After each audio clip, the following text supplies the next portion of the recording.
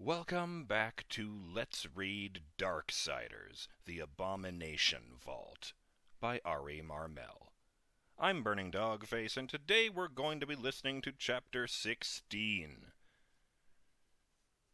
Been a while since I updated this series, and I really thought, it could use some revisiting. Shout out to Lee Hicken, who kind of gave me a kick in the ass the other day, and, wanted to know if I was going to continue this series. So, hey, here's your answer, buddy. So here goes. Chapter 16. Death and war, despair and ruin, had appeared from the paths and the mists between worlds onto a grassy plain baked golden brown by a summer bright sun. Sporadic trees, too few to qualify as woodland, cast pennants of shade across the landscape. Sporadic hills, too few to qualify as a range, provided that landscape with contours of its own. A few of those hills, mounds of rock rather than hummocks of earth and soil, were barren save for the occasional bit of scrub. Their slopes offered no shelter. Their rocky carapace was too brittle and flaking to be worked. In other words, nothing about them could conceivably interest any of the makers who occupied the sundry regions and communities of this realm. Which, of course, was the point. Dust, having shaken off the worst of his discomfort, but still behaving in a vague, almost fugue-like manner, had swooped from Despair's saddle as soon as they'd arrived. Without once stopping to get his bearings, he made a rapid flight towards one of those austere outcroppings and begun to circle. Even with Dust's guidance, Lilith's guidance, it took Death and War long hours of searching to locate the entrance, so cunningly was it concealed. It blended perfectly into the rock, with layers of illusion stacked atop even its mundane camouflage. Without the crow's vehemence, even the highly attuned senses of the horsemen would have been fooled into thinking this was nothing but a normal hillock. That the mechanism for opening that door was equally well hidden, doubtless fiendishly complex, and possibly even trapped, War and Death had found themselves in complete agreement. So they would not use the mechanism. Death had dropped from Despair and knelt, hands held just above the sun-dried earth, whispering words that were not words at all. The temperature dropped, and even War felt a chill across the back of his neck.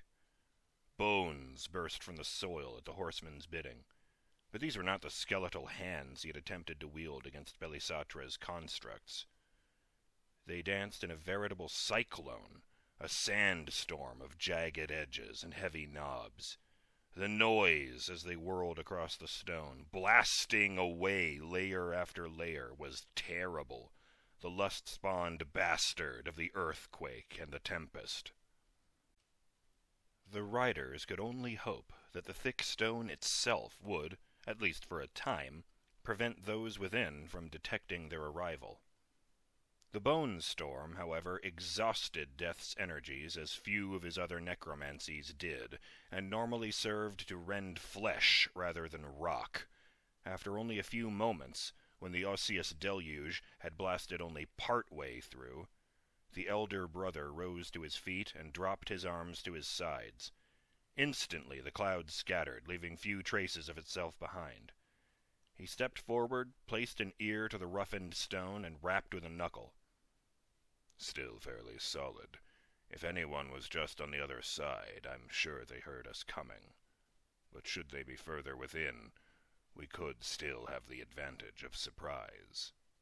The scowl, unseen on Death's face, was obvious in his voice. If I try much more of that, though, I may not be all that useful within. I'm not sure how— "Step aside, brother," War said, "and allow me to offer you a small sample of just what had the angels so furious at me."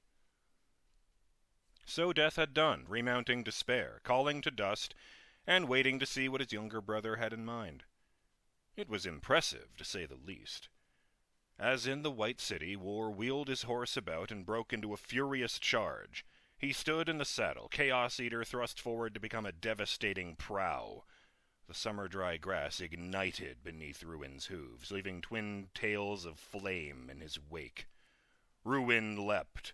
War bellowed. Chaos Eater met weakened stone, and the stone kindly got out of their way. Anyone within must have been shocked almost unto paralysis by the unheralded explosion of rock into their midst, and the fearsome emergence of the crimson-cloaked War and his smoldering steed from the dust cloud. I suppose War's brute force approach does have its merits. Though Death would never admit that to his brother aloud, of course.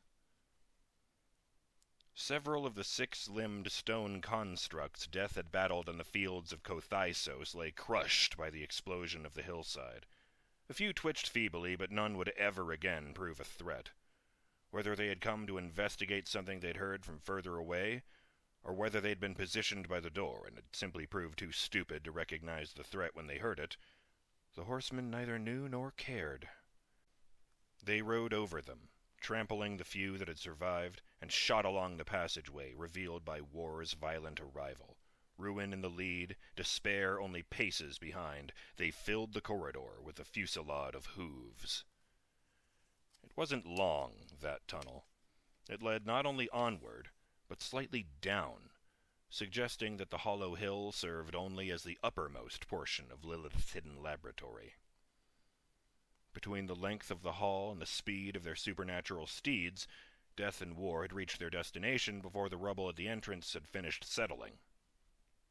In a small way, the laboratory was similar to the Argent Spire. Not remotely in size or magnificence, but simply in that it consisted largely of a single chamber, far greater in height than in width. Roughly 15 paces across, it was more than 3 times that in depth.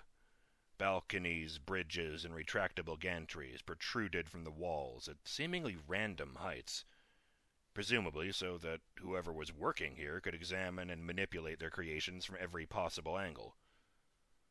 Open archways led from these protrusions into the rocky walls, allowing access to whatever small rooms and passages made up the remainder of the facility. The horsemen reined in their mounts. Ruin and Despair could not possibly navigate those narrow halls and multi-leveled balconies, at least not with any alacrity. For a dramatic instant, pregnant with all manner of possibilities, they stared down into the furthest reaches of that chamber. And from below, their horrified foes returned those stares. The Angel was familiar enough, for they both had seen him in heaven not long ago, attempting to strike Death down. The dusky-skinned, heavily armored giant who loomed a head taller than the Angel they had not seen before, but neither had any doubt as to who she must be. As synchronized as if they'd practiced the maneuver, Death and War heaved themselves from their saddles and plummeted into the abyss. Hadrimon and Belisatra, shaken from their astonishment, dived in opposite directions, the Angel taking to the air, hands reaching for the weapons at either hip, while the Maker lunged for something that lay atop a slab of stone in the enclosure's center. A work table, most likely, especially judging by the fire pit and anvil, both positioned nearby, but neither horseman chose to waste the time contemplating it. Harvester had split in two, a scythe for each hand, and Death sent both razor-edged missiles hurtling downward before his own fall had covered even half the chamber's height. The first slashed across Belisatra's arm even as she reached for her prize. Metal screamed, sparks flew, and though the armor held, truly she must be a skilled maker indeed to craft protections that could stand against Harvester. It was enough to force her back, recoiling from the attack and abandoning whatever she'd meant to grab. Death's second blade proved even less effective. Hadrimon, encumbered only by the weaker but far lighter angelic armor, reacted faster than his companion. Affliction swept from its scabbard to parry its sister weapon. That scythe, too, rebounded from enchanted steel, and then both swept back through open air. They arrived in the horseman's waiting hands at the same instant his boots touched stone, the stone of the work table rather than the ground. The chamber shook, and War stood some way to his left, cracks radiating through the floor around him. Belisatra took one more step back, just beyond reach of the twinned scythes, and crossed her arms. Great chains, their heavy links bristling with barbs and blades, slid from the underside of the vambraces that covered her forearms. Longer than ruin from nose to tail, almost as thick around as Belisatra's own arms, they could not possibly have fit concealed within her armor. But then, such was the wonder of the Maker's art. The chains rose and coiled of their own accord, as though Belisatra had as much control over them as over the arms from which they sprouted. Above, the wide-winged angel hovered. Hadrimon held Affliction in his right hand. In his left, a triple-barreled pistol of iron, flesh, and bone.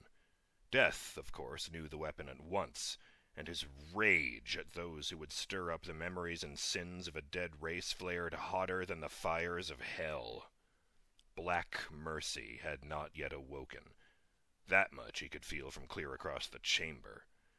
Still, even at a fraction of its potential power, a shot from that profane gun wasn't something he could afford to take lightly.